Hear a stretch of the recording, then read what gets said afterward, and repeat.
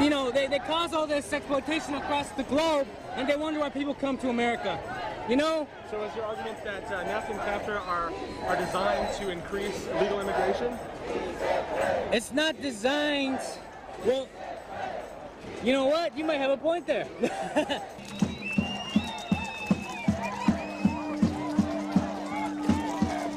While the controlled corporate media teaches Americans that pro-U.S. nationalism is backwards and xenophobic, the very same media is busy teaching Mexicans that ultra-extreme race-based nationalism is good and part of their culture. The federal government, tax-free foundations, and the Fortune 500 have pumped more than $800 billion into a long-term strategic plan to export Latin American revolution into the United States. The elite are rolling out the red carpet to the third world because the United States must be divided before it can be absorbed into the North American Union, itself to form the first piece of the Pan-American Union. The New World Order's social engineering has done a masterful job at exploiting historical divisions between the U.S. and Mexico. 24 hours a day, 7 days a week, Spanish-speaking media drills it into their audiences' heads that the Southwest, from California to Texas, once belonged to Mexico, and that the United States stole it in 1848 with the signing of the Treaty of Guadalupe Hidalgo. Every child in Mexico is taught from birth, and officially in school, that the United States is the arch enemy of Mexico, and that it is their job to travel to the United States to take part in a reconquering, or La Reconquista, of the United States.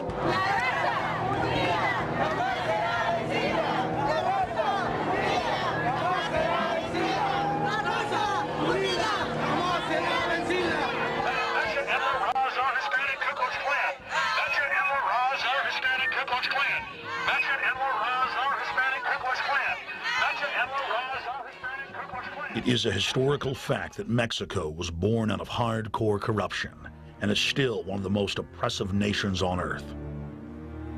Mexico has the greatest concentration of wealth per capita in the world, but Mexico's tiny elite rules over one of the poorest and most oppressed populations on earth.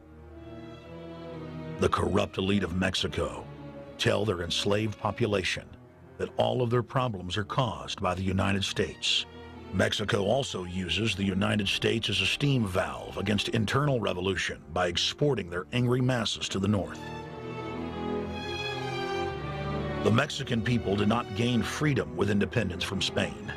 From 1822 to 1836, Mexico was ruled by more than 10 dictators, calling themselves everything from the Emperor of Mexico to the King of the Americas. In 1 year alone, Mexico had 6 different masters. Completely bankrupt, Mexico could not maintain the few tiny forts and missions that guarded their northern realm. States were in continual rebellion across the collapsing empire. After Texans gained independence by defeating Santa Anna, things quieted down until April 24, 1846. When a Mexican cavalry force of 2,000 launched a sneak attack, wiping out a 63-man U.S. force patrolling the border. Mexican troops continued their assault deeper into U.S. territory for several months until they were turned back by U.S. forces, which then launched a lengthy campaign ending with the capture of Mexico City on September 15, 1847. The historical truth is incontrovertible. The West was won by the United States. England, Russia, Mexico, France, all laid claim to the West at one time or another, but none could hold it. Even the native tribes warred with each other for the land. In the 21st century, the architects of the New World Order are using cheap slave goods and oceans of third world migrants to overrun the United States. The irony is staggering when you realize that the same oligarchs that have wrecked the third world are now framing the United States for their crimes and using the rightfully enraged mob as a weapon of conquest. The guest worker amnesty plan being pushed is nothing more than a North American Union standardized ID card that erases all three nations' sovereignties. Spanish-speaking TV, radio, and print is literally on fire with talk of revolution, with many stations bearing the name La Invasora, or The Invader.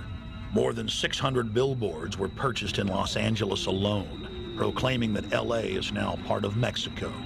If you really think about it, it's perfect for the elite. Americans who don't speak Spanish are unaware of what's going on, so the corporate control revolution can build in semi-secrecy.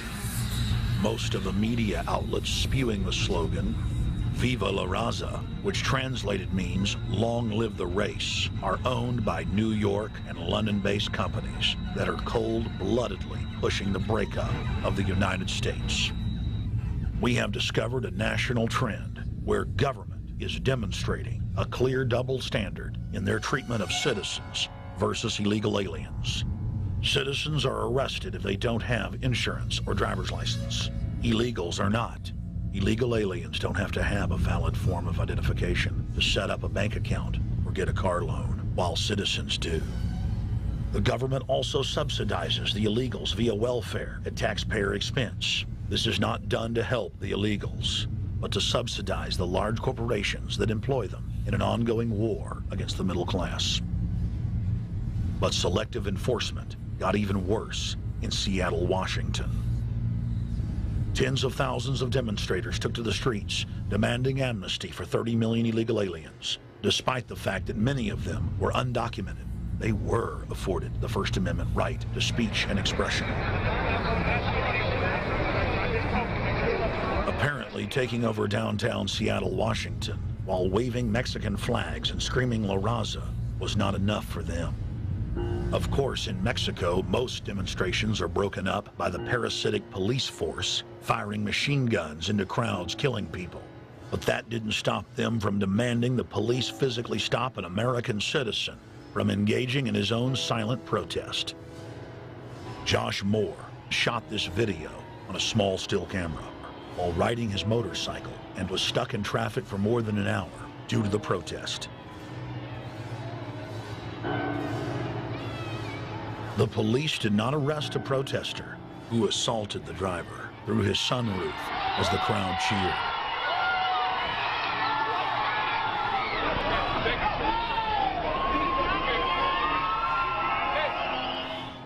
Nor did they stop the protesters as they bashed out his window and kneed, punched, and kicked his car in plain view of the police.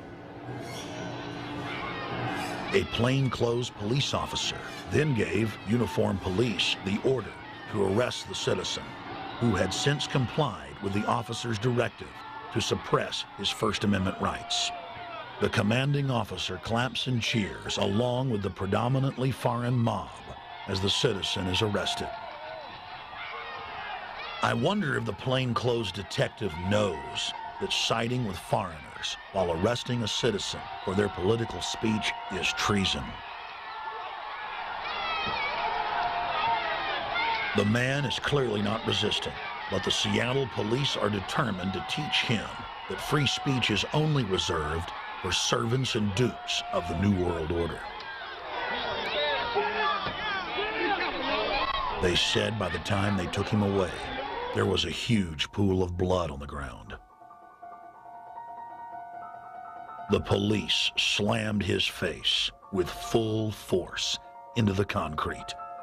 The officer then grunted with exertion and drove his face forward over the street with sadistic pleasure. The plainclothes officer then allows the protesters to pose with their bleeding trophy, while the man that originally assaulted the American citizen through the sunroof cheers and says,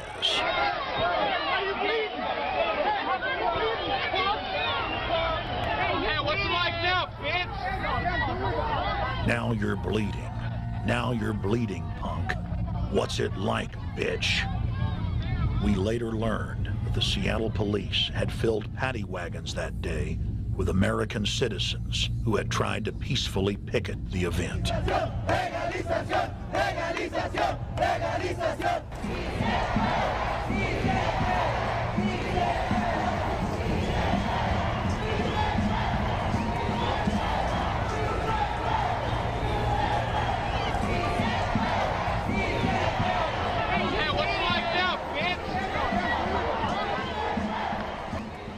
When the then president of Mexico, Vicente Fox, came to Austin, Texas in 2003, the police did their job and protected free speech, unlike the traitors in Seattle.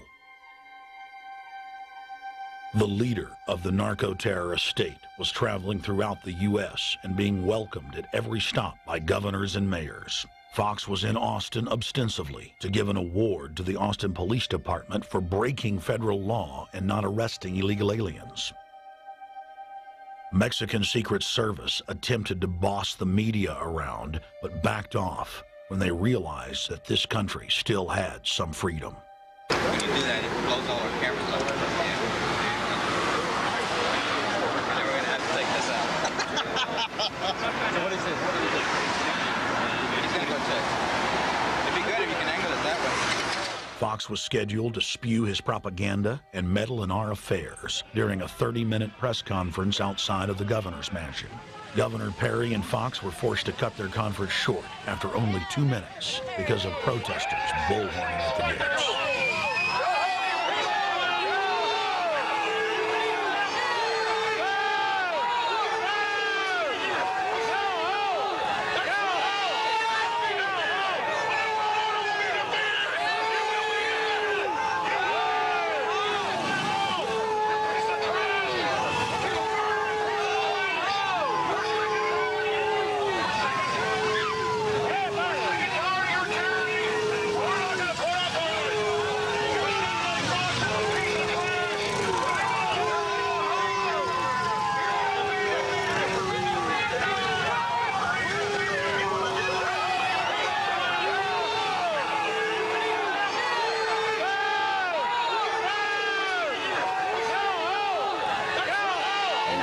Tonight.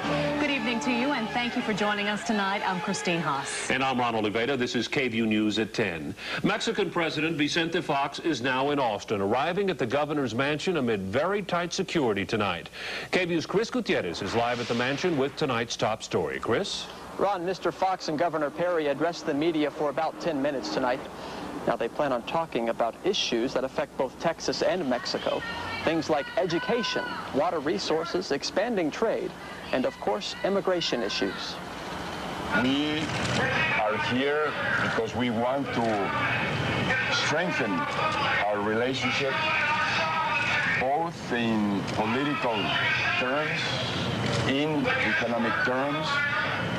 We are here to be close to our paisanos, those Mexicans that diligently, with great passion, work every day to contribute to the better being of the United States, the better being of Texas, and better being of Mexico.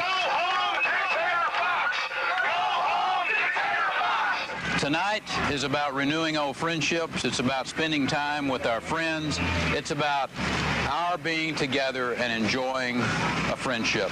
We are very enthusiastic about this visit, which we know is going to be very productive because we have many issues on the agenda that we are going to have conversations upon. I am sure it's going to be a great day tomorrow. Now, that voice you heard yelling in the background during President Fox's speech was that of activist Alex Jones. Jones says he wants Perry to keep Mexican immigrants out of Texas because he thinks they're taking too many American jobs. We have record immigration, illegal immigration in the history of the world. In the history of the world, we cannot assimilate this many people. And the government is